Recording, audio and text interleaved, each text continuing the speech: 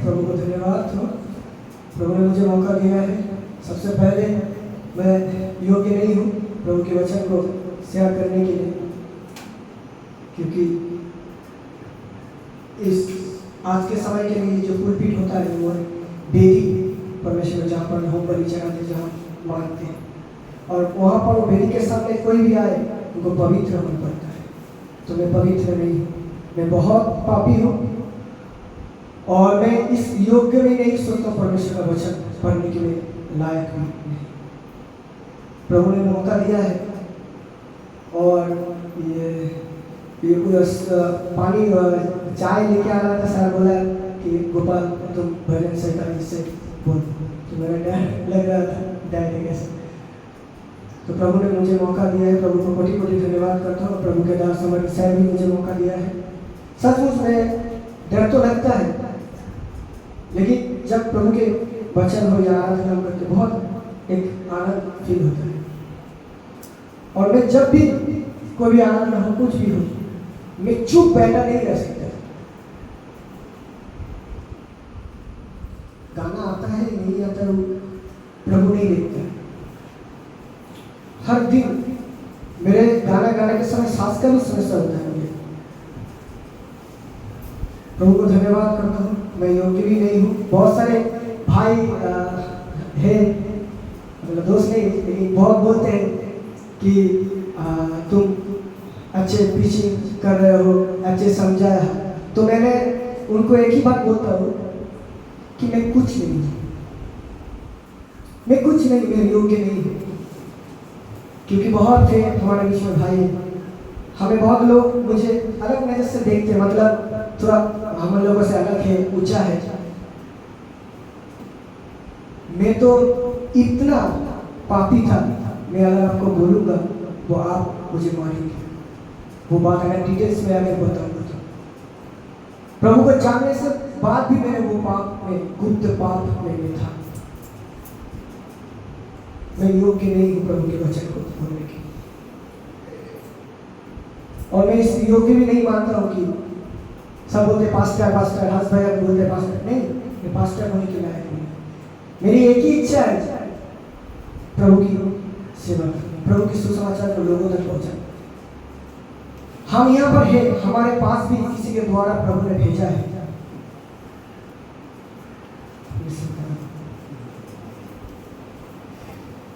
तो मैं इस योग्य भी नहीं हूँ।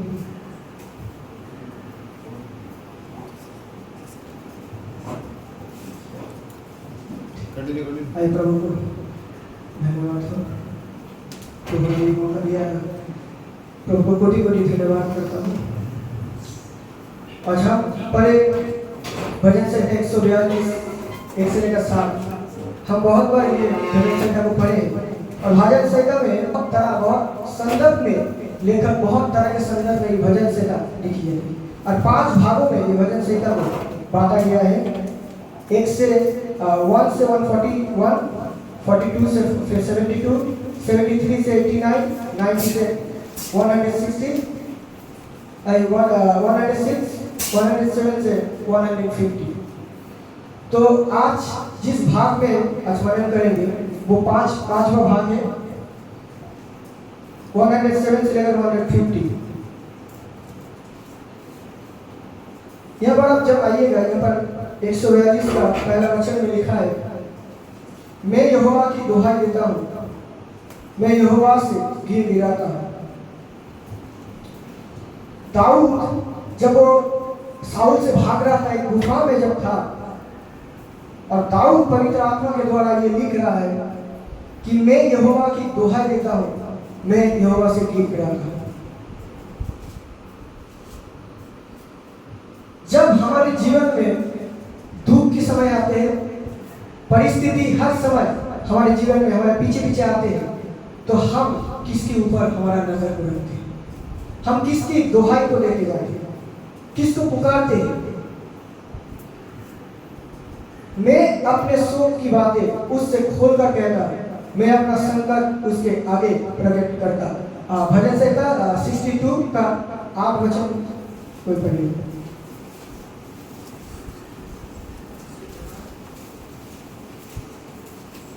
8। हे लोगों, हर समय उस पर भरोसा रखो, उसी से अपने अपने मन की बातें खोलकर कहो। परमेश्वर हमारा शरण स्थान है। आमीन। यहाँ पर आपने कहा हे लोगों, पर यहोवा पर भरोसा रखो और अपने अपने मन को खोलकर उससे कहो। हम मनुष्य हैं, हम कभी कभी परमेश्वर से भरोसे में हमारे कमजोरी हो जाती है। यहाँ पर दाऊद, और आप अगर यहोशापात को देखेंगे, जब अम्मोनी और मोआबी लोग उस पर युद्ध करने के लिए आया था, तो वहां पर पहला लगा वो डर गया था। हमारे जीवन में जो विपत्ति आती है, संकट आते हैं, हमारे परिवार में इसी समय भी होगा, हम सबसे पहले क्या हो जाएगा? डर जाएगा। और डर हमारे जीवन में विश्वास में रुकावटें डालती है। हमारा विश्वास तब क्या हो जाता है? ऐसे हिलता है जैसे भूकंप होता है। डर जब प्रवेश करता है हमारी हृदय में, तब हमारे जीवन में चिंताएं आती हैं।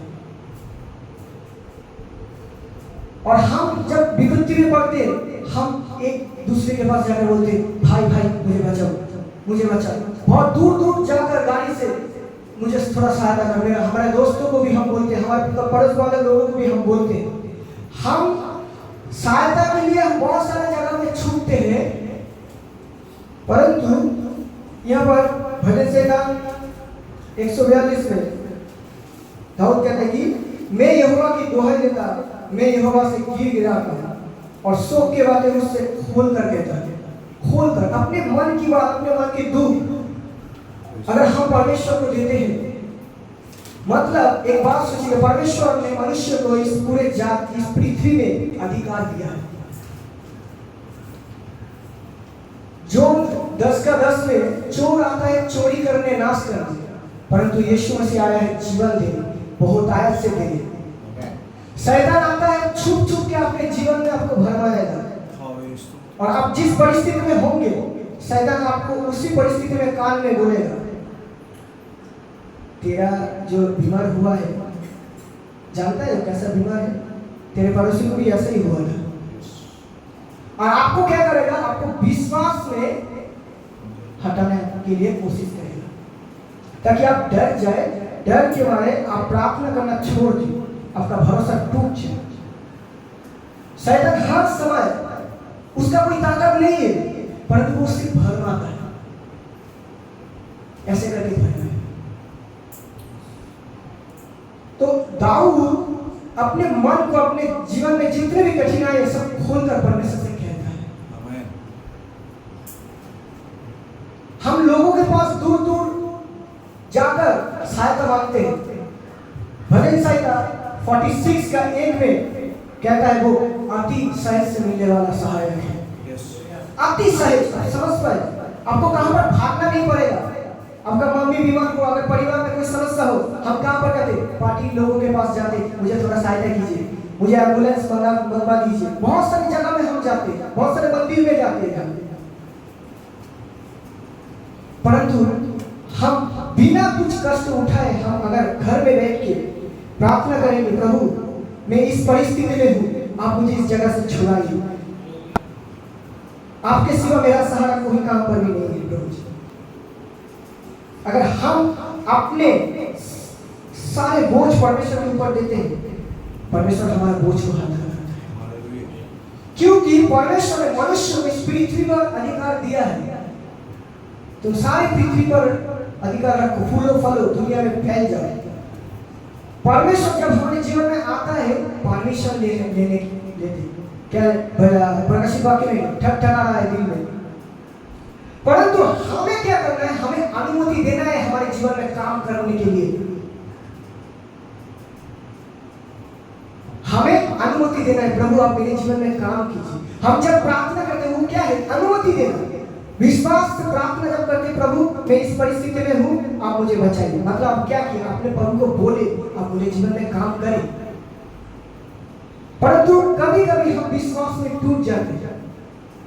और एक बात सोचिएगा, हमारा अगर संगति है, शैतान कोशिश करेगा हमारी संगति को तोड़ने के लिए, हमारे रिश्ता को तोड़ने के लिए।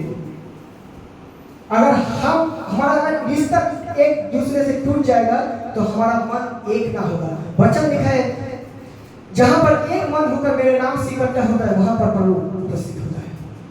मतलब हम जब प्रार्थना करते सहभागिता में, हमें एक मन की जरूरत है। जब हम प्रार्थना करेंगे एक मन में, हमारा प्रार्थना का उत्तर होगा। बहुत सारे बात आपके कानों में शैतान लेके आएगा, वो ऐसा है, वो ऐसा है, आप भी सोचेंगे है ऐसा ही है, तो आपको क्या हो जाएगा, उसके ऊपर नफरत हो जाएगी। आप जानते नहीं वो कैसा है, परंतु आपको भरम आएगा उसके विषय में दोष डाल के, वो ऐसा है, वो ऐसा है। धीरे धीरे आपकी संगति को तोड़ने के लिए कोशिश करेगा। अगर एक लकड़ी आपको देना होगा तो आपको लकड़ी को तोड़ डालेगा, परंतु एक साल अगर 20 लकड़ी आपको देगा, एक साल आप तोड़ नहीं पाएंगे। उसी तरह हमारा सहभागिता है, हमारा संगति है। और हमें जब भी हम विपत्ति में होते हैं, हमें सबसे पहले परमेश्वर के पास जाना है। आप कहां पर भी हो, वॉशरूम में है, घर में है, जहां कहीं भी हो, आप प्रार्थना कीजिए। दुनिया में सब चीज हमें अच्छा लगता है, परंतु एक ही चीज में हमें जीवन में हमारे शरीर में कमजोरी आता है, वो है प्रार्थना, उपवास। उपवास जब करते हैं, खाना जब सामने इतना अच्छा है, क्या होगा, खा लेते हैं। इतना 3 घंटे उपवास किया, अभी खा ले, क्या होगा, प्रभु जानते हैं। प्रार्थना चाहिए, जरूरत है। प्रार्थना का थोड़ा एक्स्ट्रा पावर है उपवास। हमें परमेश्वर के साथ पूरा आत्मिकता में, रिश्ता में मजबूत करता है। तब हम उस दिन क्या करते हैं, हमारा शारीरिक भोजन को हम दूर रखते, त्याग देते हैं, और हम आत्मिक भोजन के लिए उस समय हम तैयार होते हैं।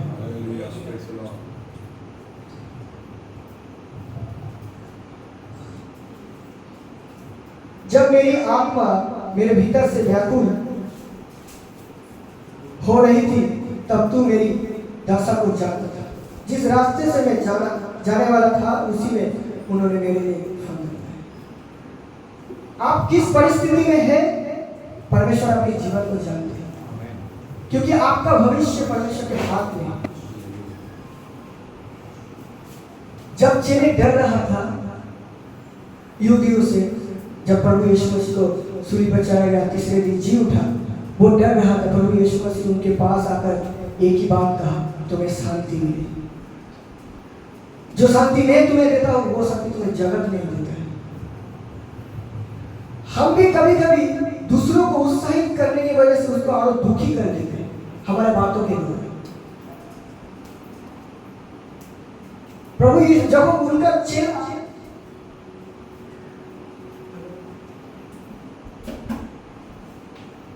उनके चेले जब डर में था, प्रभु यीशु मसीह आकर उनको कहा, तुम्हें शांति मिली। तो अगर हमारे बीच में कोई भी भाई कैसा भी परिस्थिति में हो, हमें उनको वचन से उत्साहित करना है। हमारे परिवार में होगा सर, हमें उनको वचन से उत्साहित करना है। हम इस समय ट्रेनिंग कर रहे हैं इसलिए ताकि हम आने वाले समय में दूसरों को उठा सकें। अगर आपके जीवन में ऐसा परिस्थिति है, तो आप ये मत सोचिए मेरा जीवन खत्म हो गया। आपके जीवन में परिस्थिति आ रहा है, ये आने वाले समय में आपका गवाह होगा, और इसी परिस्थिति में आने वाले समय में आपके सामने कोई भी मसीह व्यक्ति होगा, तो आप उनको बता सकते, ब्रदर आप जिस परिस्थिति में अभी है, उस परिस्थिति में मैं भी गुजरा हूं, और मैं कैसे छुटकारा पाया हूं वो आपको बता रहा हूं। हमारे जीवन में अनुभव आते हैं, हम दूसरों के बारे में समझ सके, दूसरों को जो जिस परिस्थिति में है उस परिस्थिति को हम समझ सके, परंतु उस परिस्थिति को समझने के लिए पहले हमें उस परिस्थिति को चखना पड़ेगा, तब हम उनके बारे में सोच सकते, वो ऐसा है, हमें जानते हैं मेरे भी जीवन में ऐसा हुआ। हमें प्रोत्साहित करना है एक दूसरे को, हमें एक मिलकर रहना है, हमें प्रार्थना करना जरूरत है। मन को खोलकर परमेश्वर के पास आकर परमेश्वर पूरा हर एक दर्द को बताना है।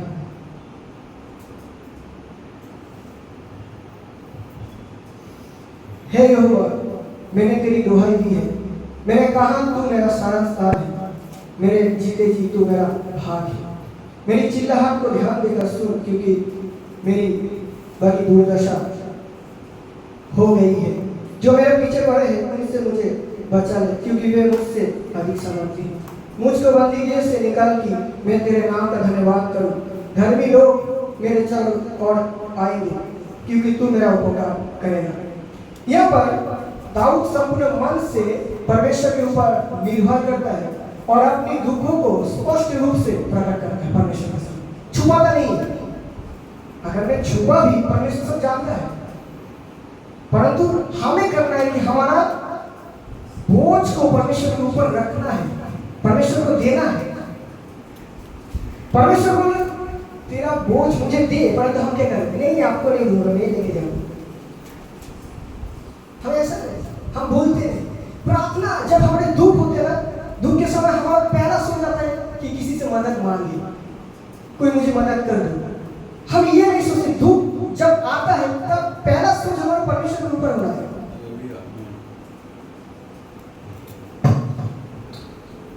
दाऊद बताता है कि कैसे उसके शत्रुओं ने उसके लिए जाल बिछाया है और कोई भी उसकी परवाह नहीं करता। ये सही है।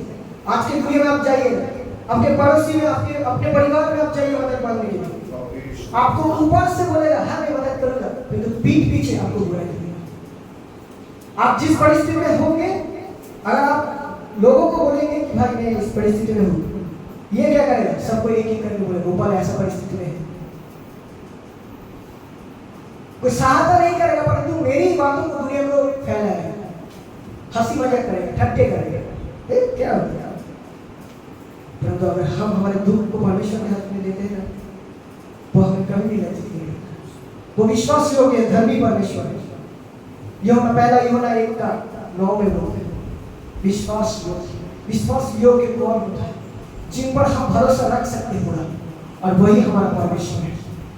हम मनुष्य हैं, हमारा प्रेम सीजन वाइज आता है।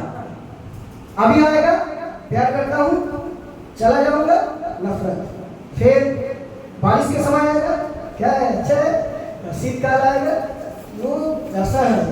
हमारा प्यार, हमारा प्रेम सीजन वाइज आता है, सीजन वाइज हमारा प्रेम। परंतु परमेश्वर का प्रेम सर्वदा निगम युग तक है, स्थिर, वो कभी नहीं बदलता। मनुष्य बदलता है, परंतु परमेश्वर एक सा है, हमेशा एक सा ही रहेगा। दाऊद परमेश्वर से प्रार्थना करता है कि वो उसका सहारा बने और उससे शत्रु से बचाए। दाऊद परमेश्वर के ऊपर संपूर्ण विश्वास रखता है, संपूर्ण विश्वास पूरा रख दिया। और विश्वास क्या है हम ये नहीं समझ पाए, इसलिए हम प्रार्थना में भी हमारा कमजोरी होती है। विश्वास ये की है कि आप पूरा निर्भर परमेश्वर के ऊपर देंगे। आप परिस्थिति में बीमार में है, आप परमेश्वर के ऊपर में अपना पूरा बोझ देंगे।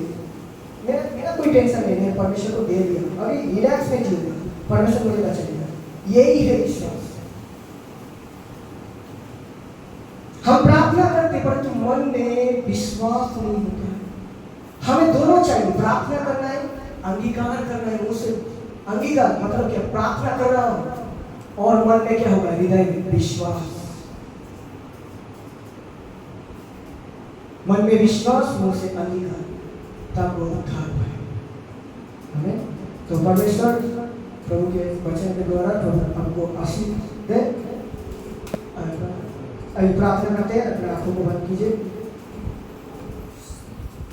सर्वशक्तिमान पवित्र पिता, आपको धन्यवाद करता हूँ प्रभु, आपके जीवित वचन के लिए प्रभु धन्यवाद करता हूँ पिता। प्रभु आपके वचन मंगला है प्रभु, जो सवेद और प्रभु मधु के समान मीठा है। आपके वचन हमें राह दिखाता है प्रभु, और हर परिस्थिति में प्रभु हमें सहायता करता है पिता। आपको धन्यवाद करता हूँ पिता परमेश्वर प्रभु जी। पिता हम प्रार्थना करते हैं यहाँ पर जितने भी प्रभु आपके बेटे बैठे हैं पिता, हमारे शहर प्रभु आपके नाम सबके लिए प्रार्थना करते हो प्रभु, आपको संभाल करके सुस्त चंगा भला रखिएगा पिता। आपके विश्वास में बने रहने और भी आगे बढ़ने के लिए पिता आप उन्हें सहायता कीजिएगा पिता परमेश्वर प्रभु। जैसा भी परिस्थिति आए, जैसा भी चिंता आए पिता प्रभु आप उनको सहायता कीजिएगा पिता परमेश्वर प्रभु। आपको धन्यवाद करता हूँ, आगे के समय आपके बलवंत पवित्र हाथ में सौंपता हूँ। ये प्रार्थना मांगता हूँ, उद्धार करता हूँ प्रभु यीशु मसीह के नाम से, आमीन।